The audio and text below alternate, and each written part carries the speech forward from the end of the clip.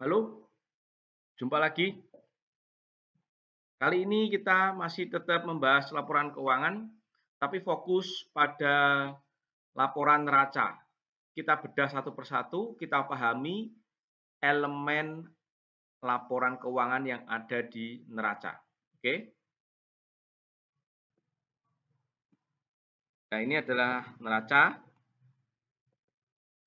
ya, laporan keuangan pemerintah daerah di terutama neraca. Neraca itu sebenarnya menunjukkan apa? Ini saya mengulang di akuntansi dasar. Jadi neraca itu menunjukkan sumber daya yang dimiliki oleh pemerintah dan dari mana sumber daya itu diperoleh.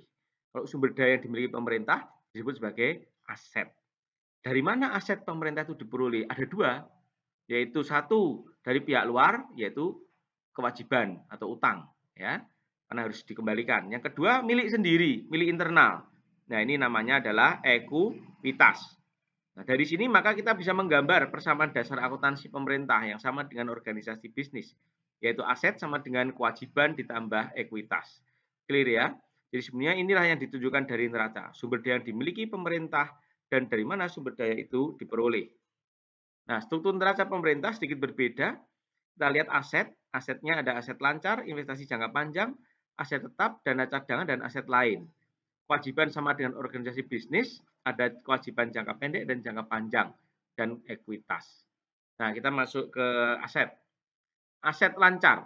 Nah, namanya aset lancar adalah aset yang cepat menjadi duit dalam tempo kurang dari 1 tahun atau kurang dari 1 tahun. Ya, kita lihat 1, 2, 3 ini masuk dalam kategori kas. Nah, kas pemerintah itu bisa ada di beberapa orang. Orang pertama adalah bendara umum daerah atau bendara umum negara. Kalau di bendara umum negara pusat yaitu di Kementerian Keuangan. Sedangkan yang di bendara umum daerah biasanya dalam kuasa sekretaris daerah. Dia mempunyai bagian keuangan yaitu adalah bendara umum daerah. Jadi kalau kalau duit yang masih dipegang dan menjadi tanggung jawab sekretaris daerah itu menjadi kas di bendahara umum daerah. Tapi pemerintah daerah misalnya itu juga mempunyai beberapa dinas yang merupakan dinas dengan sifat revenue center.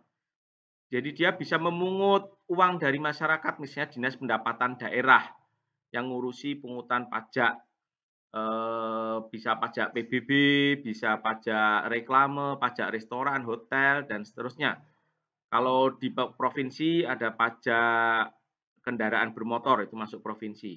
Nah, itu kalau dia masih pegang duit, maka namanya kas di bendara penerimaan. Dengan kas di bendara pengeluaran, ya uang yang masih dibawa oleh pimpinan-pimpinan instansi. Instansi atau dinas badan yang sifatnya adalah expense center. Jadi sifatnya dia merupakan mengeluarkan uang terus, tidak menerima uang tapi mengeluarkan uang. Sebagai contoh dinas pemadam kebakaran, dinas kebersihan, ya, dinas satpol pp misalnya. Nah itu adalah pusat biaya. Kalau dia masih pegang duit berarti dia di kas di bendara pengeluaran. Investasi jangka pendek, ya investasi surat-surat berharga yang dimiliki pemerintah untuk tujuan diuangkan dalam tempo kurang dari 1 tahun. Bisa berupa deposito, bisa berupa investasi dalam surat utang negara, dan macam-macam. Kemudian piutang jangka pendek, ya ada berbagai jenis piutang jangka pendek ya. Ada piutang pajak misalnya, terus piutang kepada pemasok ini misalnya begitu ya, banyak piutang jangka pendek. Kemudian bagian lancar dari piutang jangka panjang. Bagian lancar dari piutang jangka panjang ini ya bagian dari piutang jangka panjang, misalnya pemerintah punya tagihan kepada eh, pihak yang membeli barang pemerintah secara angsuran dalam tempo lebih dari 1 tahun. Bisa saja itu terjadi ya. Nah, bagian yang jatuh tempo kurang dari 1 tahun itu harus disendirikan, dipisah menjadi bagian lancar piutang jangka panjang. Nanti kita lihat contoh-contohnya. Kemudian persediaan. Ya, persediaan yang dimaksud di sini adalah bahan habis pakai.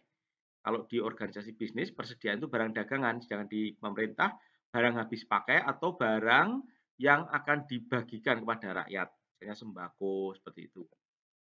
Kemudian investasi jangka panjang, ada 2 macam investasi, yaitu investasi permanen dan non permanen. Kalau permanen itu, ya tidak akan ditarik, jadi misalnya penyertaan modal ke perusahaan daerah. Kalau investasi non permanen memang sifatnya lebih dari 1 tahun, tapi suatu waktu bisa ditarik. Investasi dalam, surat utang, dalam saham, termasuk juga pinjaman jangka panjang kepada BUMD atau Pemda lainnya. Aset tetap, aset tetapnya ada tanah, gedung dan bangunan. Anda perhatikan gedung dan bangunan itu juga meliputi monumen ya. Kemudian peralatan dan mesin ya, peralatan dan mesin, jalan irigasi jaringan. Nah, jalan ini adalah jalan raya. Ya, jalan itu jalan raya, irigasi itu sungai untuk area pesawahan. Jaringan yang termasuk jaringan itu termasuk dalam jembatan, terowongan, sistem drainase, sistem pembuangan limbah, sistem penerangan itu adalah jaringan. Ya. Kemudian konstruksi dalam pengerjaan itu aset tetap, bisa berupa apa saja, bisa berupa jalan, irigasi, peralatan, gedung, tetapi yang belum selesai proses pembuatannya, ya sehingga disebut konstruksi dalam pengerjaan. Aset tetap lainnya yang tidak termasuk di aset yang di atas, ya, misalnya adalah koleksi perpustakaan, koleksi museum, barang-barang seni dan budaya, itu adalah aset tetap lainnya. Hewan piaraan itu juga punya, ada, tetapi biasanya tidak disajikan dalam neraca, tapi dalam catatan sendiri karena sangat beresiko. Pemerintah punya ya hewan piaraan, saya kira ada beberapa hewan piaraan yang pemerintah yang dikelola, misalnya untuk hiasan di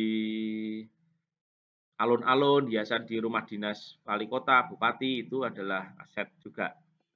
Kemudian aset lainnya di sini tuntutan ganti rugi ya. Tuntutan ganti rugi adalah tagihan kepada pihak yang merusak aset negara kemudian dituntut selama bisa saja 1 tahun atau lebih dari 1 tahun. Kalau ada yang jatuh tempo dalam kurang 1 tahun, maka tuntutan ganti rugi bisa berganti menjadi bagian lancar tuntutan ganti rugi. Tagihan penjualan angsuran tadi sudah saya jelaskan, yaitu tagihan kepada pihak yang membeli aset hasil lelang atau yang telah dilepas pemerintah. Tuntutan bendahara, tuntutan perbendaharaan itu muncul bila bendahara ketika laporan ada selisih kas, maka akan muncul tuntutan perbendaharaan. Jadi bendahara harus mengembalikan. Bisa saja ini karena ada kasus kecurangan atau korupsi sehingga ada satu pihak penanggung jawab proyek yang harus mengembalikan ke bendahara daerah dalam tempo lebih dari 1 tahun. Kemudian ada kemitraan dengan pihak ketiga. Kemitraan dengan pihak ketiga itu aset kerjasama antara pemerintah dengan investor. Sebagai contoh adalah dalam kasus membuat stadion, membuat jalan tol misalnya, itu asetnya adalah kemitraan dengan pihak ketiga. Ada 2 bentuk, silakan nanti Anda pelajari ya di SAP, yaitu bangun kelola serah dan bangun serah kelola. Nah, apa saja perbedaannya dan bagaimana pelakuannya, silakan Anda buka standar akuntansi pemerintah mengenai kemitraan dengan pihak ketiga. Aset tidak berwujud, misalnya hak cipta, paten, merek, software, itu adalah aset berwujud. Pemerintah memiliki beberapa aset tidak berwujud ya. Misalnya saja ketika pemerintah membangun aplikasi iKTP, itu adalah aset tidak berwujud. Aset lain-lain adalah aset yang tidak bisa masuk ke semua jenis di atas. Misalnya alat yang sudah rusak dan belum dilepas, ini aset lain-lain. Aset yang berbeda dengan organisasi bisnis adalah dana cadangan. Dana cadangan ini dana yang disisihkan selama beberapa tahun untuk kebutuhan belanja di masa datang. Misalnya aja pemerintah mau membuat jembatan, ya, jembatan yang besar yang menghubungkan antara Pulau Jawa dan Pulau Sumatera sebagai contoh. Itu tentunya harus nabung dulu, tidak cukup hanya 1 tahun anggaran, itu namanya multi years, proyek multi years.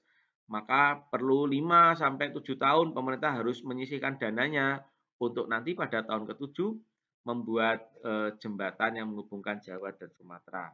Nah, itu namanya dana yang disisihkan itu dana cadangan, ya. Kemudian kita masuk ke kewajiban. Kewajiban ada yang jangka pendek, ada yang jangka panjang. Saya kira Anda sudah jelas perbedaannya ya mengenai jatuh tempo yang harus dilunasi. Kewajiban jangka pendek itu adalah ada beberapa hal. Pertama, utang kepada pihak ketiga. Utang kepada pihak ketiga ini kalau dianalogkan dengan organisasi bisnis adalah utang usaha. Kemudian utang perhitungan pihak ketiga. Utang perhitungan pihak ketiga ini adalah utang pemerintah kepada pihak lain yang disebabkan kedudukan pemerintah sebagai pemotong atau pemungut. Bisa pemungut pajak, pengingut asuransi, atau pemungut apapun. Terus utang belanja jelas itu adalah utang kepada pemasok barang. Kemudian bagian lancar utang jangka panjang, ya ini bagian dari utang jangka panjang yang jatuh tempo dalam jangka pendek. Itu harus disendirikan menjadi bagian lancar utang jangka panjang. Tergantung nama utang jangka panjangnya apa. Ini utang jangka panjang, ada perbankan, pemerintah pusat, lembaga keuangan lain, kemudian ada utang obligasi. Karena kita bahasanya adalah pemerintahan daerah, maka utangnya utang dalam negeri, ya, utang dalam negeri. Ekuitas, jangan ekuitas di dalam neraca tidak ada pembagiannya. Ekuitas itu ya kekayaan bersih pemerintah, hasil dari aset dikurangi dengan kewajiban menjadi ekuitas. Dari SAP tahun 2006 itu ekuitas terdiri dari beberapa bagian, tetapi ketika sudah keluar PP 71 tahun 2010, ekuitas hanya ada ekuitas saja. Oke. Demikian penjelasannya. Untuk lebih detailnya silakan Anda pelajari modul dan saran saya Anda buka standar akuntansi pemerintahan bagian SAP mengenai neraca. Atau bisa juga Anda lihat di kerangka konseptual standar akuntansi pemerintah. Di situ Anda akan lihat lebih detail mengenai isi elemen dari neraca. Selamat belajar.